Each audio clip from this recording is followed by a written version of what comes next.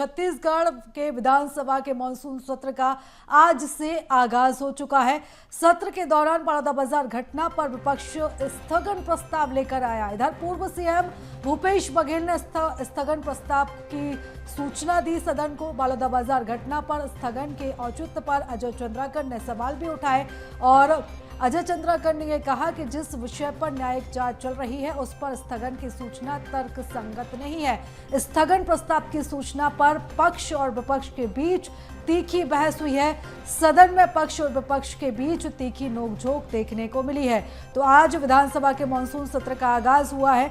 आज सदन की कार्रवाई शुरू हुई है और इस दौरान बलौदाबाजार घटना को लेकर पक्ष और विपक्ष के बीच जमकर जो नोकझोंक है वो देखने को मिली है, जहां पर विपक्ष ने सत्ता पक्ष को घेरने की तैयारी की और स्थगन प्रस्ताव भी बलौदाबाजार घटना को लेकर लाया गया और इसी को लेकर अजय चंद्राकर ने विपक्ष के सभी सवालों के जवाब दिया। अजय चंद्राकर का कहना था कि जिस विषय पर न्यायिक जांच चल रही है उस पर स्थगन की सूचना तर्क संगत नहीं है।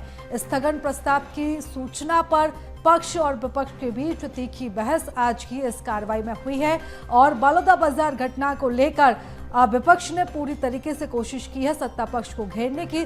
सत्ता पक्ष के ऊपर कई गंभीर आरोप भी जो है वो विपक्ष ने लगाए हैं। इसी के साथ ही स्थगन प्रस्ताव भी इस मुद्दे को लेकर सदन में लाया गया था।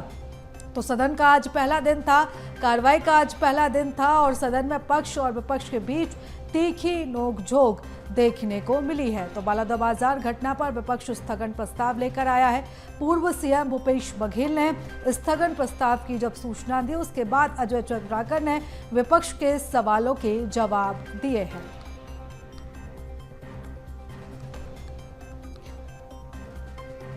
तो विधानसभा के मानसून सत्र का जो आगाज हुआ, सदन में कार्रवाई के दौरान सबसे पहले दिवंगत नेताओं को श्रद्धांजलि दी गई और उसके बाद जो आगे की कार्रवाई है वो शुरू हुई। कई मुद्दों को लेकर विपक्ष ने सरकार को घेरने की कोशिश आज सदन के अंदर की है और सबसे बड़ा मुद्दा था बलौदाबाजार घटना को लेकर जिस तरीके से हिंसा फैली थी और उसके बाद से कांग्रेस काफ़ी आक्रामक भी थी।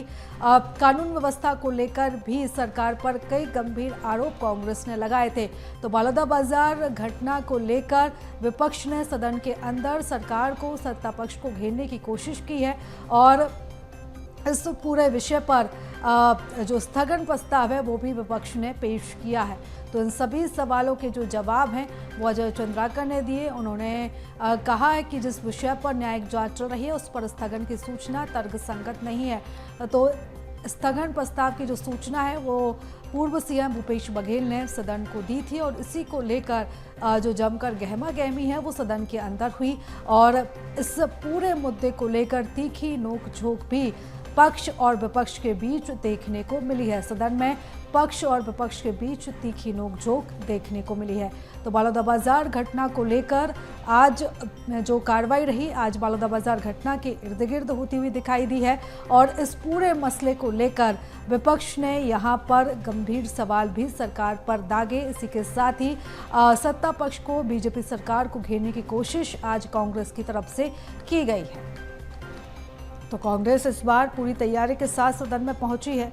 किस तरीके से कौन कौन से बिंदुओं को लेकर विपक्ष को घेरना, सत्ता पक्ष को घेरना है, बीजेपी को घेरना है, इसकी पूरी तैयारी के साथ कांग्रेस इस बार सदन में पहुंचा है और आज सदन की कार्रवाई का पहला दिन था और पहले दिन बलौदाबाजार घटना को लेकर जो स्थगन प्रस्ताव की सूचना है वो कांग्रेस की तरफ से पेश की गई थी। पूर्व सीएम भूपेश बघेल ने सदन को सूचना दी और उसके बाद से जो दोनों ही तरफ से सत्ता पक्ष और विपक्ष दोनों ही तरफ से जो तीखी नोकझोंक है वो देखने को मिली।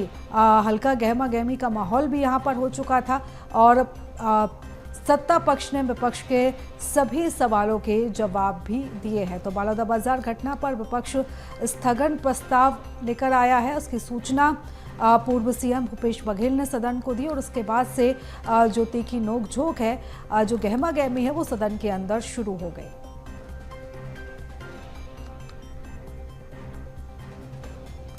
तो बलौदाबाजार घटना को लेकर स्थगन प्रस्ताव की सूचना आज पेश की गई थी सदन के अंदर और इसी को लेकर जो सवाल जवाब हैं वो हुए हैं। पूर्व सीएम भूपेश बघेल ने स्थगन प्रस्ताव की सूचना दी थी। विपक्ष स्थगन प्रस्ताव लेकर आया है। तो छत्तीसगढ़ विधानसभा के मानसून सत्र का आगाज हो चुका है। बलौदाबाजार घटना को लेकर विपक्ष पूरी तैयारी के साथ आया है। घेरने की कोशिश भी सरकार को आज की गई थी, लेकिन अगर बात बीजेपी की जाए तो बीजेपी भी सभी तैयारियों के साथ बीजेपी पहुंचा है, सत्ता पक्ष पहुंचा है कि किस तरीके से विपक्ष के सवालों के जवाब देने हैं, किस तरीके से विपक्ष का काउंटर करना है। और कुछ ऐसे ही हालात आज के पहले दिन की जो कार्रवाई थी उसमें ये नजर आए हैं। और इस खबर पर ज़्यादा जानकारी के साथ रेजिडेंट एडिटर अवधेश जी हमारे साथ जुड़ चुके हैं। अवधेश जी, आज सदन का पहला दिन था और जैसे कि पहले से ही कयास लगाए जा रहे थे कि बलौदाबाजार घटना एक ऐसी घटना जिसको लेकर विपक्ष सदन में हंगामा कर सकता है और इसीलिए स्थगन प्रस्ताव भी आज लाया गया। बिल्कुल बिल्कुल आपने सही कहा। देखिए, बलौदाबाजार घटना को लेकर विपक्ष ने पूरी तैयारी की थी कि आज वो पहले ही दिन स्थगन लेके आएगी और स्थगन की जब सूचना दी गई उस वक्त ही नियम कानून को लेकर सत्ता पक्ष के विधायक अजय चंद्राकर ने घेरने की कोशिश की विपक्ष को। ये कहा कि जिस मामले पे न्यायिक जांच चल रही हो उसकी चर्चा सदन में नहीं हो सकती है, नियमों का हवाला देके। लेकिन उसी नियम के कंडिका 2 में इस बात का जिक्र किया गया था कि अगर लोकहित के या फिर ऐसी कोई विषय है जिसपे जो अध्यक्ष है उनके विवेकानुसार उस पर चर्चा की जा सकती है या उसे पे सूचना जो है सूचना पे चर्चा की जा सकती है, तो इसके बाद अध्यक्ष ने ये व्यवस्था दी। सूचना को सुना गया। विपक्ष की ओर से लगातार जो है बलौदाबाजार घटना के लिए सरकार को जिम्मेदार बताया गया और इस पे कड़ी कार्रवाई की बात जो है विपक्ष की ओर से कही गई। हालांकि सत्ता पक्ष ने यह भी कहा कि पूरे मामले को लेकर जिस तरह से विपक्ष के पास अगर कोई अतिरिक्त जानकारी है तो वो न्यायिक आयोग के समक्ष रख दे, जिसके बाद आगे जांच में जो है गति आएगी। लेकिन कुल मिला के विपक्ष की ओर से हंगामा किया गया, नारेबाजी की गई, लेकिन सरकार की ओर से जवाब भी दिया गया। गृह मंत्री उप मुख्यमंत्री जो विजय शर्मा है उन्होंने जवाब शासन की ओर से वक्तव्य दिया कि आखिरकार इस पूरे मामले में क्या कुछ घटना घटी है, सरकार की ओर से क्या कुछ कार्रवाई की जा रही है। लेकिन इसके बाद भी विपक्ष के जो सदस्य थे वो शांत होते नजर नहीं आए, लगातार सदन में नारेबाजी करते रहे, जिसके बाद सदन की कार्रवाई को 1.5 घंटे के लिए मतलब 3 बजे तक ले स्थगित कर दी गई है। लेकिन स्थगन समाप्ति के बाद जब सदन की कार्रवाई दोबारा शुरू होगी तो पिता ये बात तय है कि विपक्ष की ओर से इस विषय पे फिर से सदन में जो है हंगामा करने की जो तैयारी है वो की जा रही है। जी बिल्कुल अवधेश जी, यानी कि जो हंगामेदार है पूरा सत्र में इस बार देखने को मिलेगा। लेकिन अगर जैसे हम बात करें कांग्रेस की, कांग्रेस पूरी तैयारी के साथ इस बार सदन में पहुंची है। बैठकों का सिलसिला चला, पूरी रणनीति कांग्रेस की तरफ से बनाई गई। बीजेपी ने भी तैयारी की है कि किस तरीके से काउंटर करना है।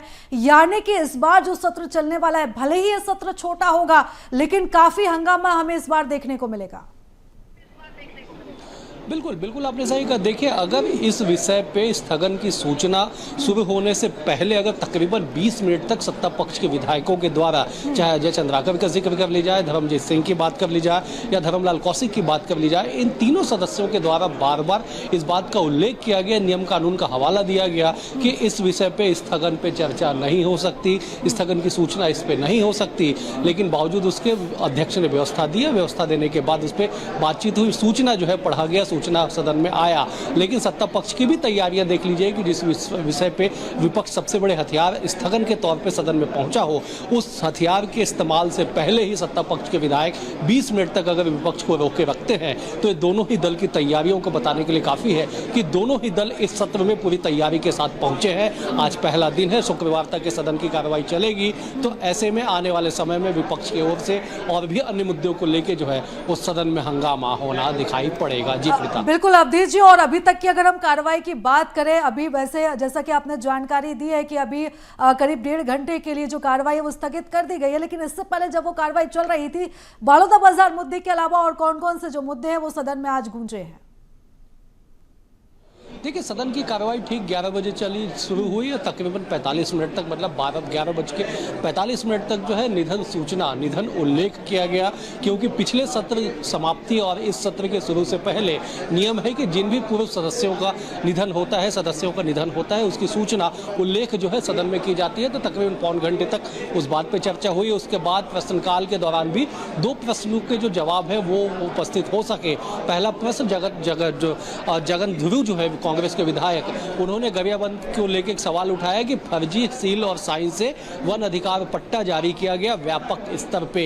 तो ऐसे में सरकार की ओर से जवाब दिया गया है कि उस प्रकरण को जो है निरस्त कर दिया गया, उस पट्टे को शून्य घोषित कर दिया गया है। लेकिन विपक्ष की ओर से इस विषय पे व्यापक जांच, व्यापक कार्रवाई की जो बात है वो लगातार कही जा रही थी। उस विषय पे लगातार उस पर भी जो है तीखी नोकझोंक देखने को मिली। और दूसरे क्रम पे जब मुख्यमंत्री के विभाग से जुड़ा, मतलब शिक्षा विभाग से जुड़ा एक सवाल जब सदन में आया कि शिक्षकों की कमी, बीजेपी के विधायक ही जो मोतीलाल साहू है, उन्होंने जब इस सवाल को उठाया कि उनके विधानसभा क्षेत्र में शिक्षकों की कमी है, जिस पे मुख्यमंत्री की ओर से जवाब दिया गया कि छत्तीसगढ़ जो है औसत, जो राष्ट्रीय औसत है, उससे बेहतर स्थिति में है। लेकिन युक्तिकरण के जरिए, शिक्षकों की भर्ती के जरिए प्रदेश में जल्द जो है शिक्षकों की कमी को दूर कर लिया जाएगा। तो कुल मिला के कहा जा सकता है प्रीता कि सदन की कार्रवाई के शुरुआती तकरीबन 2-2.5 घंटे जो है वो बेहद ही महत्वपूर्ण रहे, चाहे विपक्ष की ओर से हंगामे को लेके या सत्ता पक्ष की ओर से शिक्षकों की भर्ती को लेके जो बात कही गई हो। जी बिल्कुल अवधेश जी, और लगातार नजर बनाए रखिएगा, अपडेट्स आपसे हम लेते रहेंगे। फिलहाल बहुत धन्यवाद तमाम जानकारी के लिए, चर्चा के लिए।